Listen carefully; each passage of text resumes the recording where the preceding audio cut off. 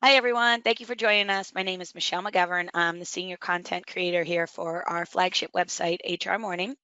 I'll be your moderator for today's discussion, the Strategic HR Mindset for Business Success in 2025. It's presented by HR Morning and sponsored by Leapsome.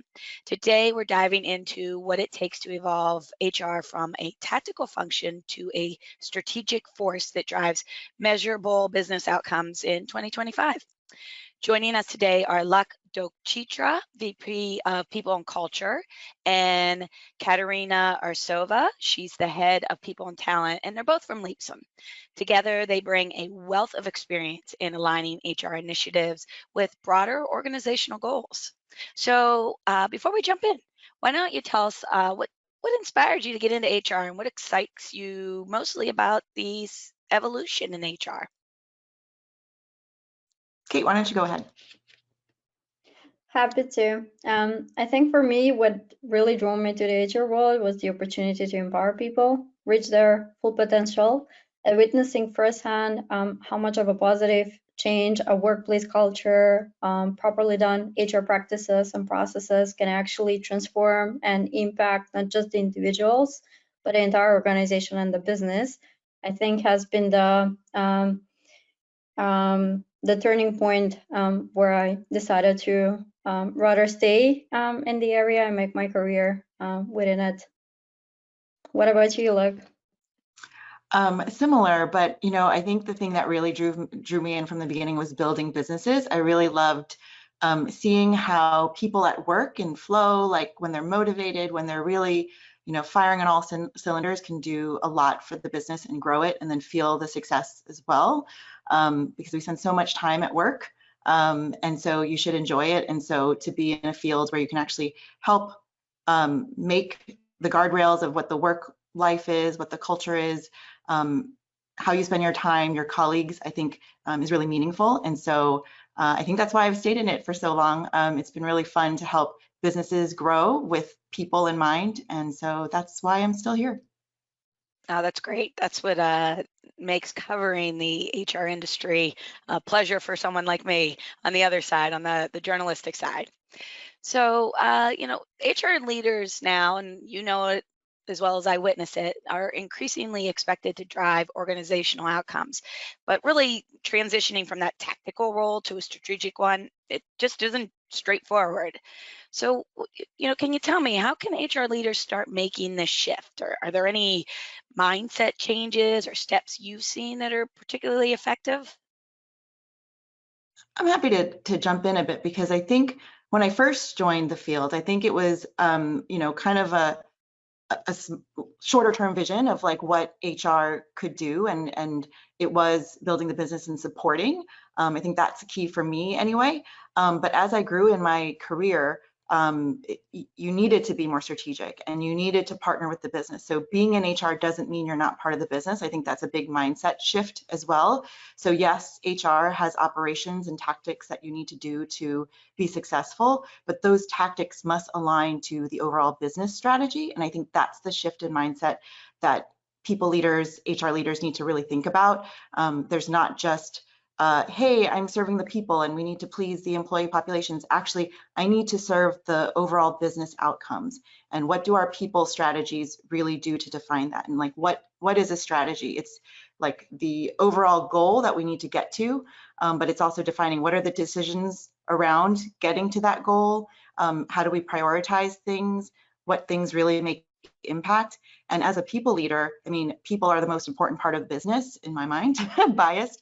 But making sure that they're set up for success, because ultimately if the business is successful, then the employees are successful, and you need to align how they work, how they grow into what the business outcome is. And so I think that's part of it. It's just making sure that your mindset has shifted, that you are part of the business, and all the initiatives that you take on as an HR leader impact that outcome, whether it's hiring, whether it's learning and development programs, whether it's making key decisions on benefits, things that you can have, things that you can't have, taking into account market dynamics, things like that. And every hire, every performance conversation has an impact on that bottom line. Good. So you mentioned about partnering with the business. How does that approach resonate with leadership teams? And what can HR do to get better aligned in that partnering? I think maybe to follow up on what Locke already talked about, I think talking the language executives and leadership teams talk, and kind of providing that in metrics and return on investment that actually makes sense and resonates with them is super important. And this is where the focus on things like data analytics, metrics, like strong focus on leveraging and adapting technologies from HR perspective, and then threading that within the business narrative, actually wins those discussions and wins those business cases for the HR teams themselves. And on top of it, I think very strong relationship building and stakeholder engagement is super important. So being able to understand also their needs and their requirements and how you can facilitate, empower, and strategically partner with them in order of making it happen for the company and for the business. Yes, yes. Speak their language, right? I'll just So- add in on top of that with Kate, sorry, because Kate is excellent at this, I think. Understanding from whether it's the talent acquisition side or a people business partner side, understanding that your role is to be part of that business and then to that department, whatever it is, and making sure that the metrics they talk about are the metrics that you're bringing up from the people perspective as well. I think Kate does that seamlessly as a partner.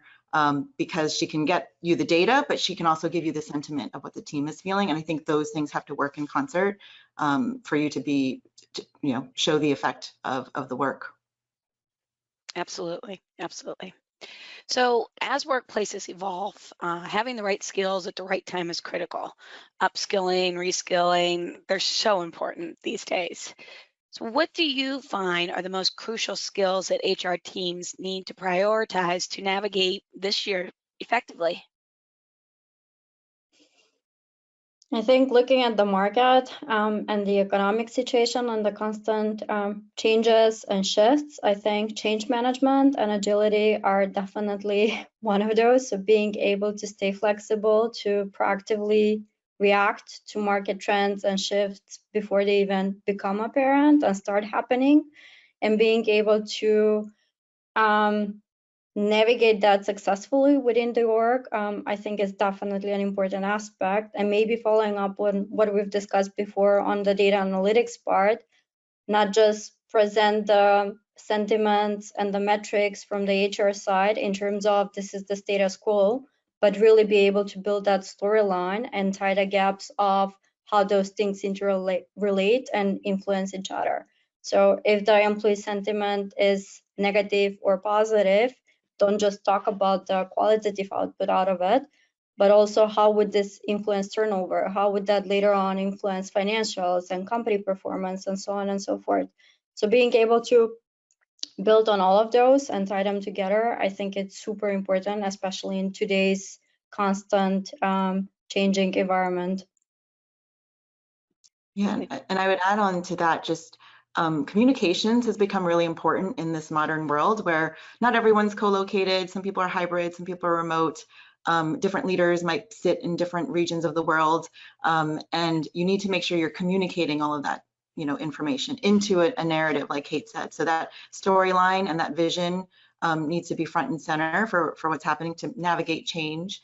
I think the other point is AI is the big topic out there today. And so if your workforce is not learning how to use these tools, you're going to fall behind, right? And in a way that's not just on the surface, but how can this actually impact how I work better and smarter and have more impact? You need to learn these skills, and we shouldn't take the stance of just, oh, okay, here's something new that's out there. You actually have to see, how does this actually impact my day-to-day work? How can this actually improve the workflow? So for an employee, hey, can this help me do my job a little bit better? For a manager, can I do this in a way that can make my team scale even faster? Can we automate a process that will relieve them from kind of, the boring kind of chug through the day work, and they can actually do that higher level strategic work? So it's important to think about that and to incorporate that into the planning as well. Really, nothing comes easy, right? So really leads me right to the next question. What challenges have you seen organizations face when they're trying to upskill their teams, and how have they overcome them, or how would you suggest, teams trying to upskill overcome obstacles? I think Leapsome, our founders are very pro AI, right? We're a technology company, so it's great. We're incorporating it into our product. But I think they serve as a great model of how organizations really need to think about it. I think if you just sort of sit on the sideline and don't embrace the technology, whether you use it or not, but you need to learn about what its power can do. And so our org has really made a focus, not just for the technology team, but for all teams to really think about how does AI really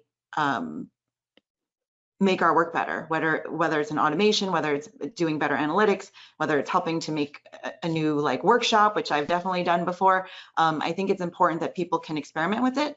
But that said, being in HR, you have to be cautious about it. With all these tools coming out, you need to make sure it's safe.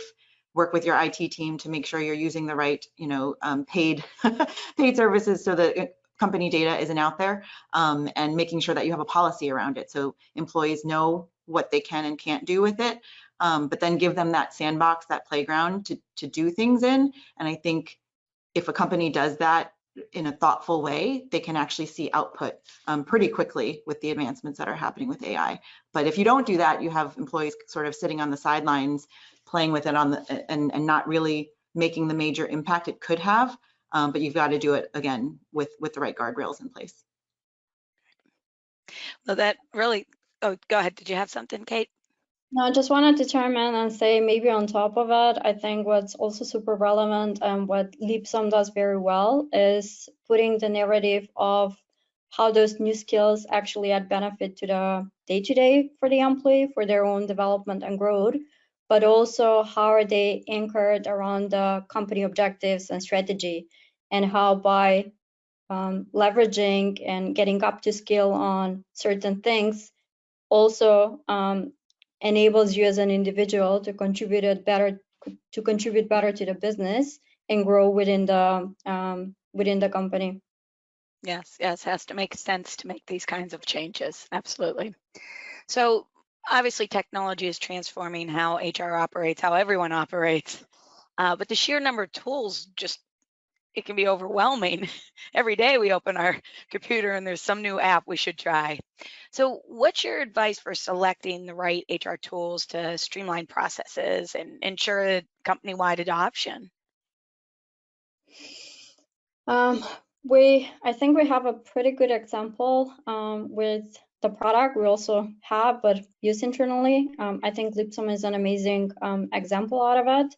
And also with the shift in market and consolidation of tools and resources, I think one, is very important to be aware of what are the pain points, what are the business needs, and what are you trying to solve. And two, look at scalability and long-term usage of that tool that you're implementing. Ultimately, you don't want to end up with a tech stack of 10, 20 different tools, and then you have troubles connecting the data, getting the insights, or even integrating those tools between each other.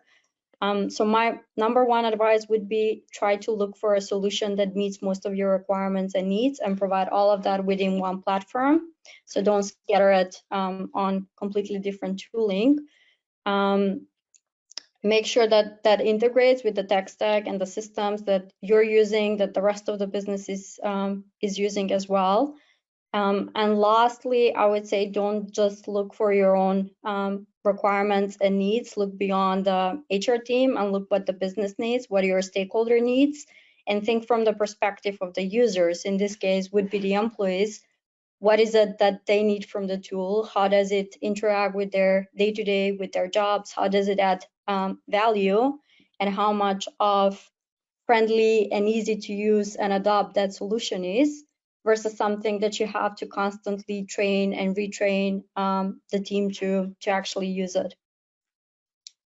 Yeah, absolutely. I think the tool fatigue is a very real thing. So everything Kate said is you have to be really thoughtful about it. I think I remember, the market's changed in the heyday where everyone was buying so many tools and all the coolest new HR software tools and all of these things. And in the end, they all, different things were good for some parts, but so disconnected. And then with folks already having so many other tech tools, whether it's chat tool or email or whatever, you need something that can integrate and make that seamless and make the employee's work experience where they can just focus on the work as smooth as possible. And it should run in the background, and it should give you the information you need, and you should feel like it's just there in the back helping you with different things, but it shouldn't like, where do I go next? I think that takes up a lot of one's day, and like the more you can do that with one system in like one kind of operating system or something that meets as many needs as possible, but like Kate says, integrate seamlessly across the company and for employees, I think that's when you have a win. Right. Yeah, the tech shouldn't be running you. You should be running the tech, right? Yeah. Well, you've worked with various tools. What criteria or questions should HR leaders ask before they make a decision on what do we do? What do we go with? Do I need this?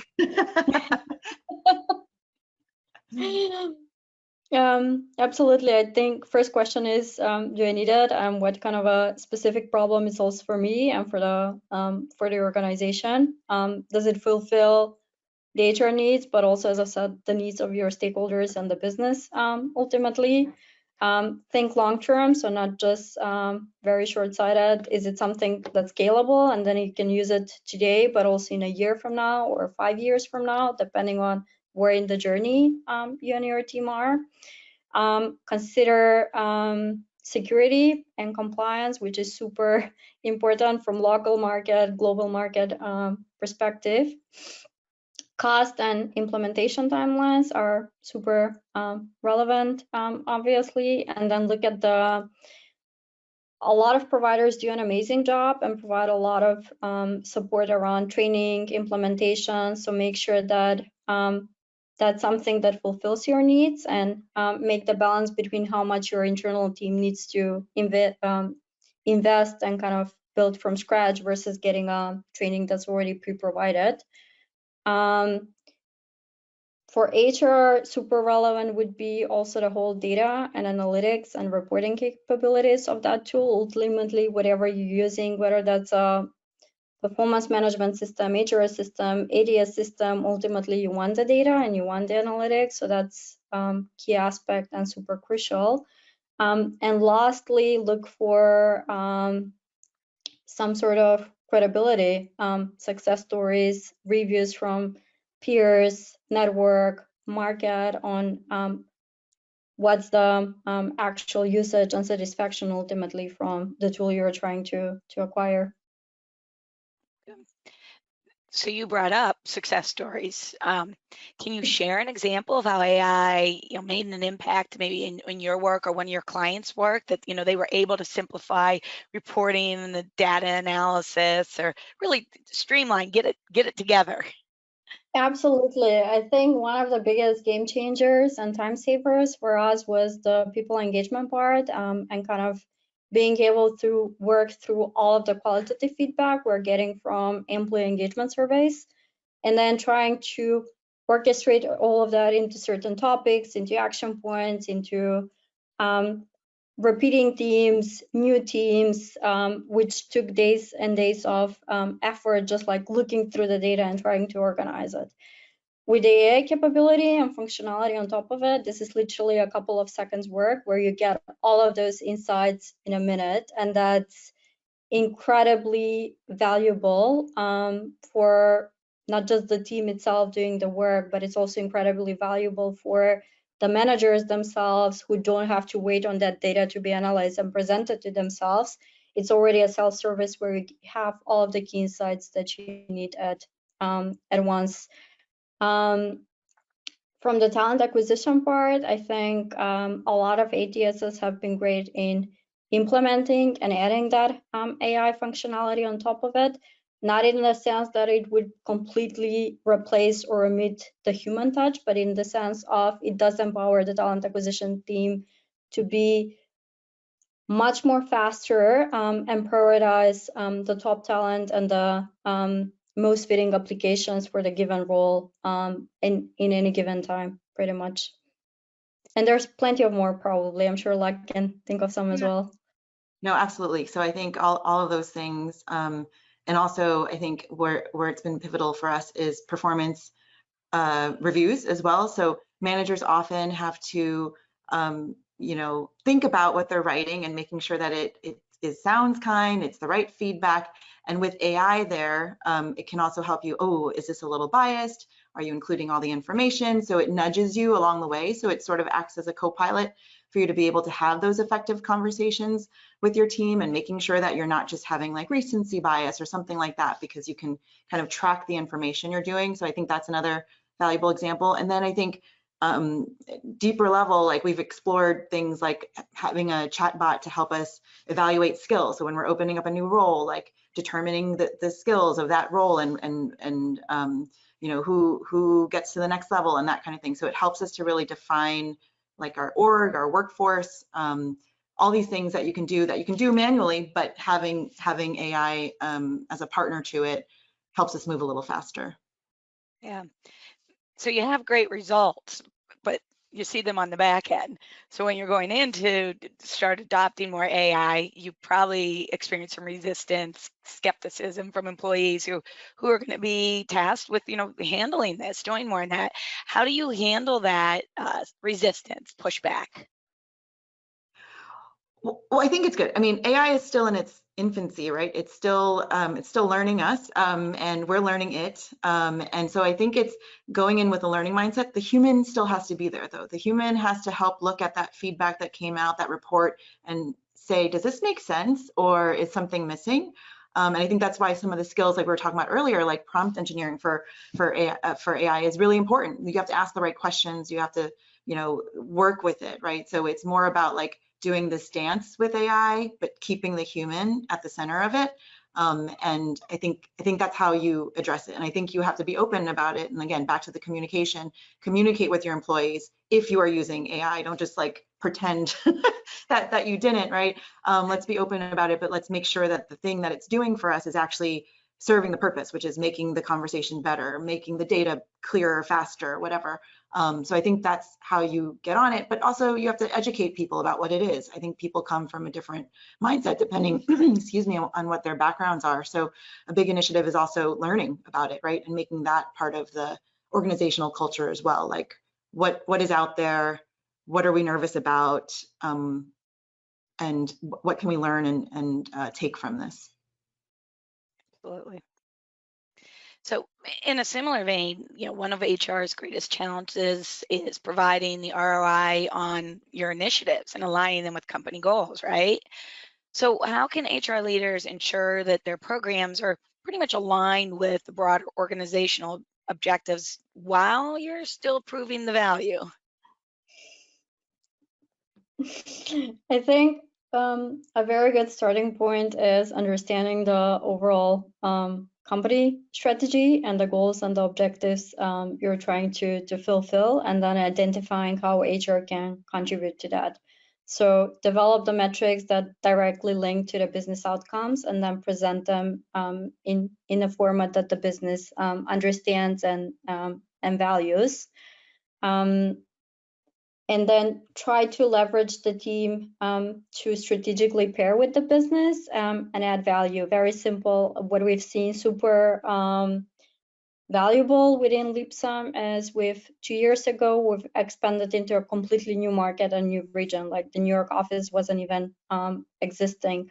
And then pairing with leveraging local leadership, leveraging Luck and their her own network and community in bringing the awareness of the product within the market, I think has been super valuable from one. And then pairing with marketing on content that goes out there, thought leadership topics, etc. I think adds a completely different light and value on the team itself, beyond doing the operational or day-to-day stuff that you would take care of.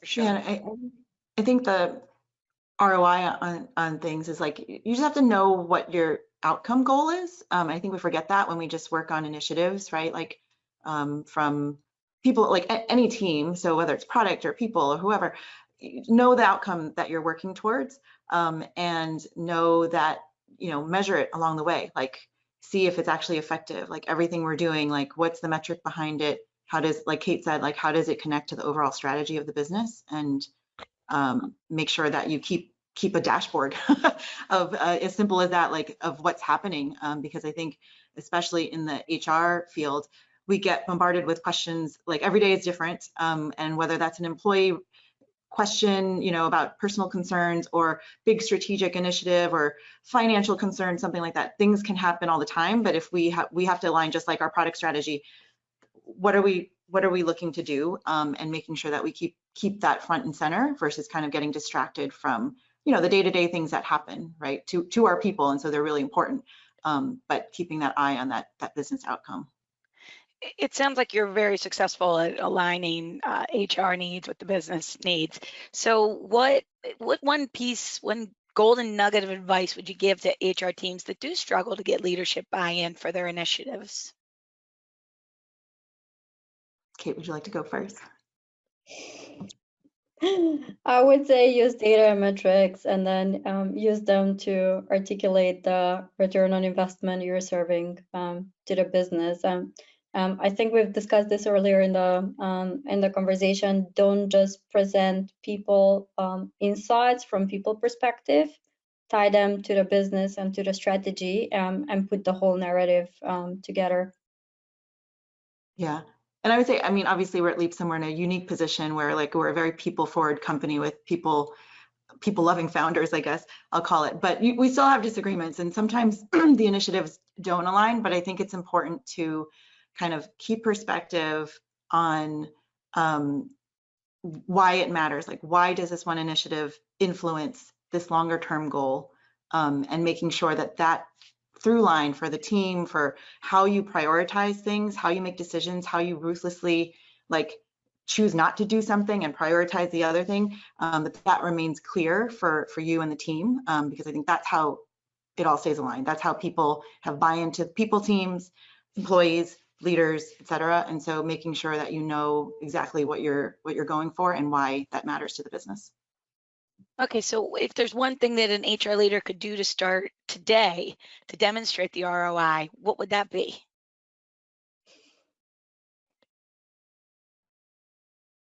I mean, if you don't have the data and the insights, and definitely start tracking and collecting that, and see how does it align with the business objective. Yeah, and yes, and yeah, just make sure, every team is starting in a different place. Do you have a strategy? Do you have a people strategy? If you don't, how would you define it, and how make sure you understand what the business strategy is as well. I think those are good starting points, to make sure that they can then coexist. It all comes back to the data and the strategy, right? As long as they're aligned, you can move forward. So we've really covered a lot today, from transitioning to strategic HR to leveraging our technology and aligning goals up and down the line of the corporation. So as we wrap up, let's focus on looking forward. What trends or technologies should HR leaders prepare for in the coming years to stay ahead of the curve?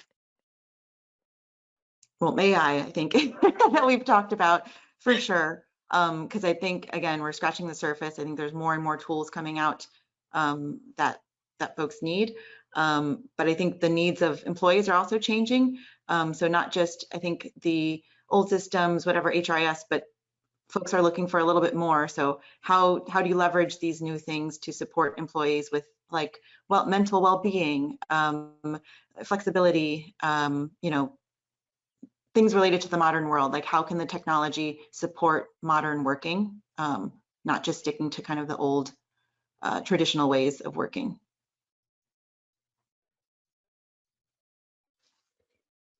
Great.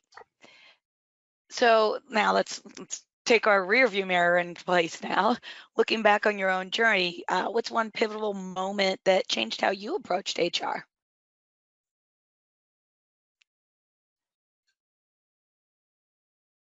I can go ahead if you need a bit of time to think through. But I think for me, what was super exciting and both personally challenging and very rewarding over the past year is we've been working on developing our own HRS system.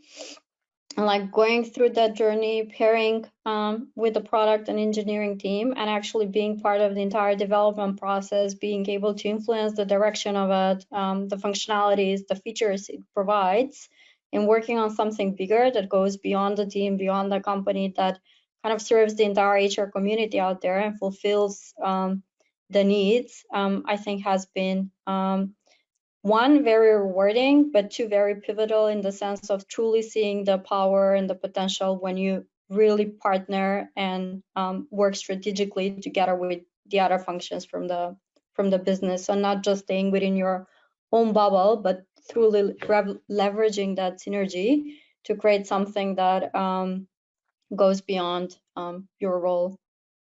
Yeah, truly seeing the fruits of the labor. Yeah, and the team that Kate is leading to do this has been incredible, working, around the clock, and really great to see the progress that they've made.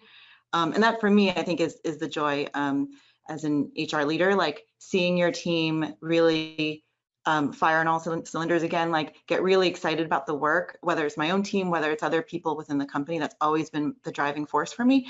So I would say, like, once you see the impact, whether it's from a business partner role or an offsite we just had, like when you see that the work that was put into thinking about how you create an experience for employees, and that it actually serves them and actually makes them feel like they've chosen the right career, they have the great manager, they had a great review conversation. All of those little moments for me are the things that I think keep the HR field sticky. And then seeing my teams grow and all of this kind of stuff is also kind of the other joy, when people really kind of stick with this and build from where we started.